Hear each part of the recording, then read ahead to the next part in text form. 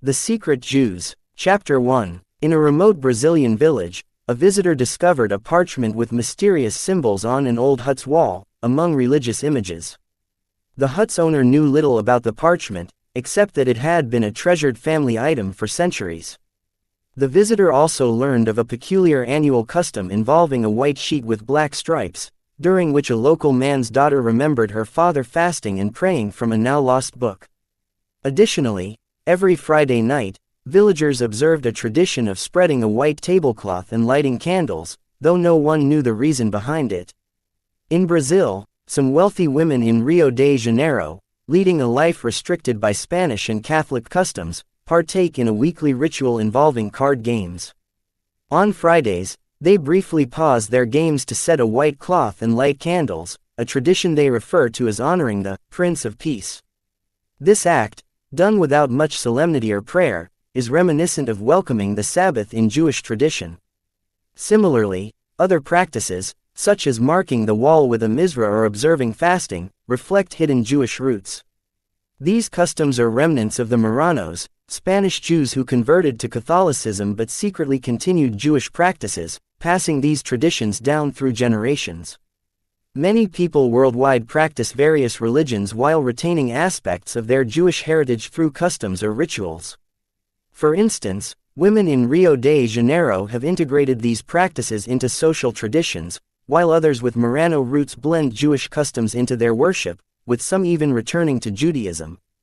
In 1950, during a lecture in Santiago, Chile, I encountered a group of devout Christians raising funds for land in Israel through the Jewish National Fund, seeking to connect with their Jewish heritage. They shared that their ancestors had observed the Sabbath and fasted on Yom Kippur. This group, now called the Sons of Zion, has since relocated to Argentina to prepare for emigration to Israel.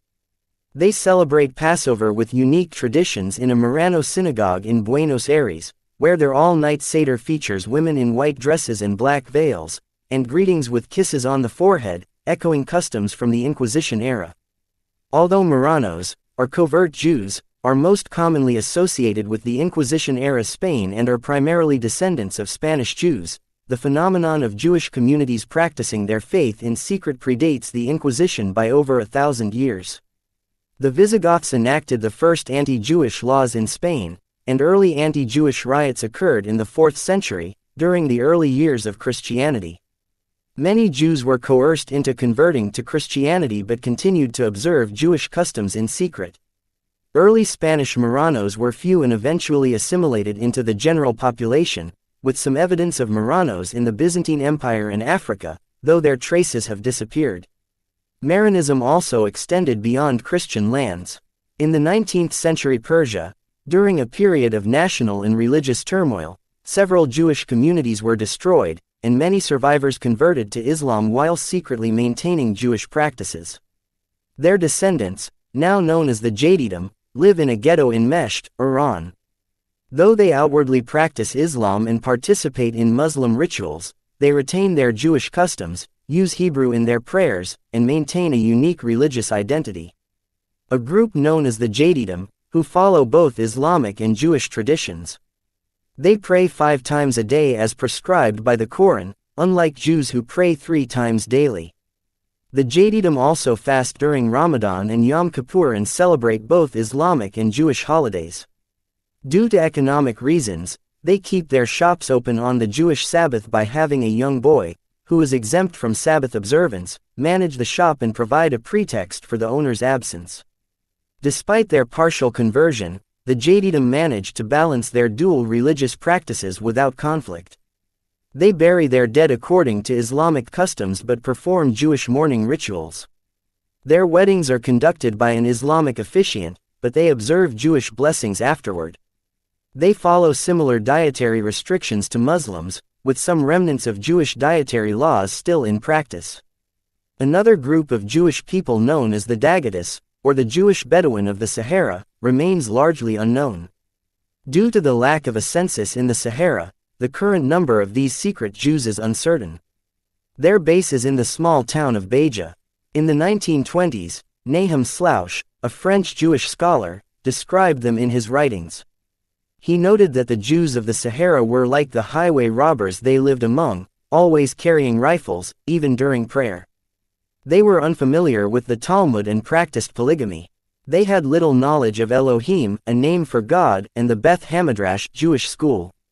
However, they held a tradition that the Messiah would come on Tisha B'Av, riding a horse and wearing a white robe.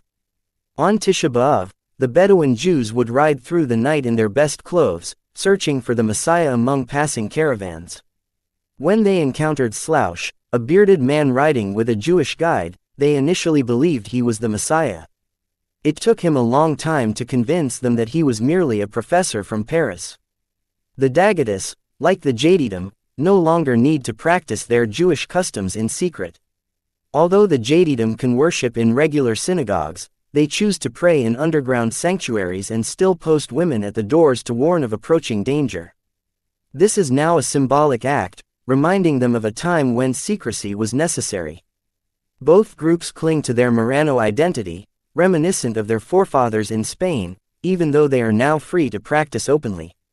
This phenomenon illustrates how the legacy of religion in hiding can leave a lasting imprint on future generations. Throughout history, many groups have faced religious persecution and chosen to worship in secret, such as the early Christians in Rome. While there have been various persecuted religious groups who have sought freedom elsewhere, the story of the secret Jews, the Marranos, stands out. Their unique customs and survival into modern times highlight the singular nature of Jewish history and existence. The Marranos exemplify the enigmatic and unique essence of Jewish identity. The question is not so much, what is a Jew? But, why are the Jews still around? Why have they so stubbornly survived centuries of persecution, dispersal, and disaster? Some attribute this to the Jews' claim of being the chosen people.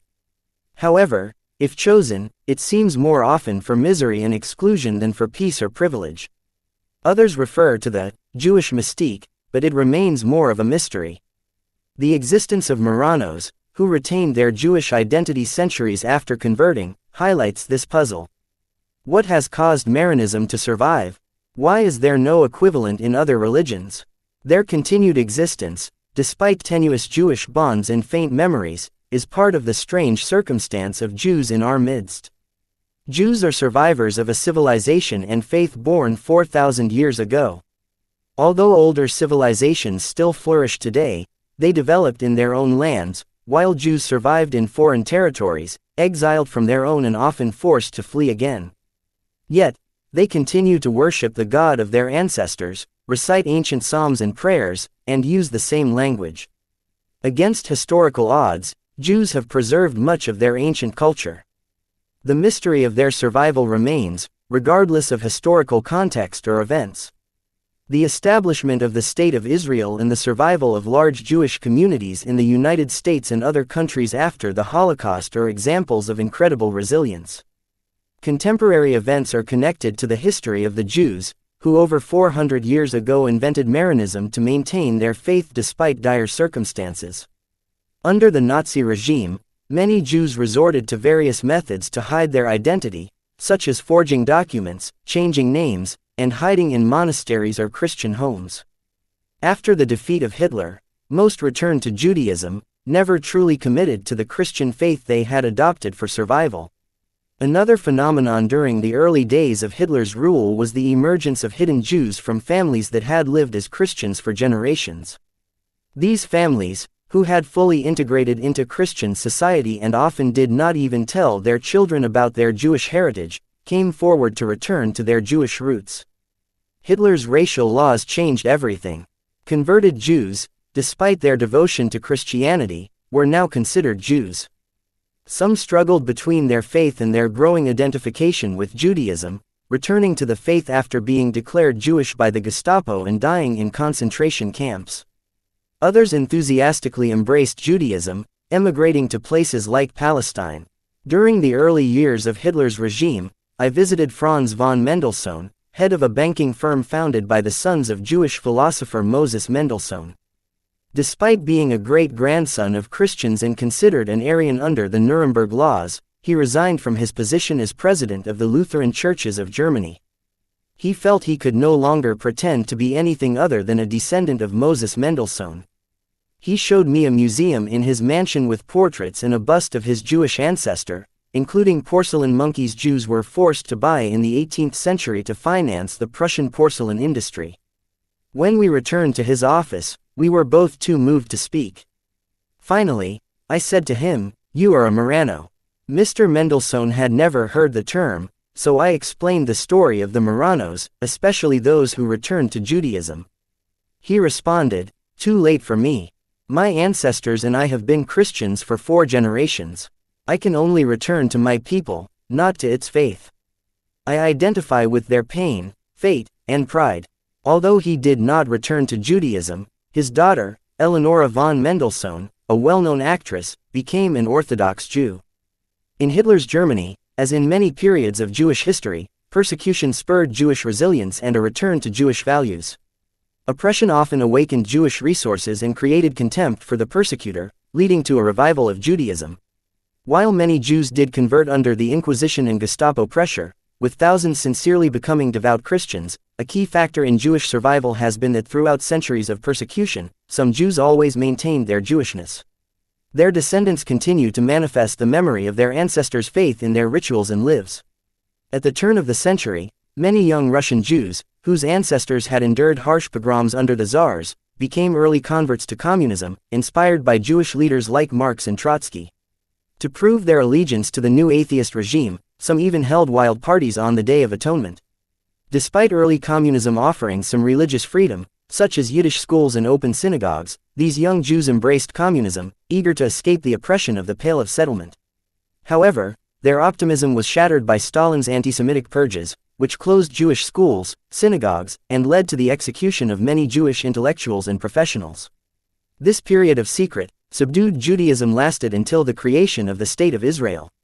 The presence of an Israeli embassy in Moscow and exposure to Israeli culture reignited a sense of Jewish identity among young Russian Jews, not through religious revival, but through a new nationalism centered on Israel.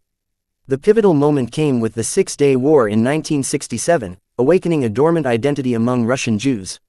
This resurgence involved hundreds of thousands, both young and old. In 1967, young communists in Moscow, though not religious, ceased mocking observant Jews and celebrated Simchat Torah by dancing and singing Hebrew songs in Synagogue Square. Since Israel's creation, thousands of Russian Jews have secretly learned Hebrew, akin to the Marranos of Spain and Portugal. These outwardly faithful communists, who attend party meetings, led clandestine Jewish lives, preparing for emigration to Israel. Though a small minority among the 3.5 million Soviet Jews, these Marranos are a significant part of Jewish life in Russia, longing to abandon their double lives. In the past decade, many thousands have emigrated to Israel. While this book focuses on other historical periods and peoples, the covert Jews of the Soviet Union are as much Marranos as those of the 15th century Iberian Peninsula.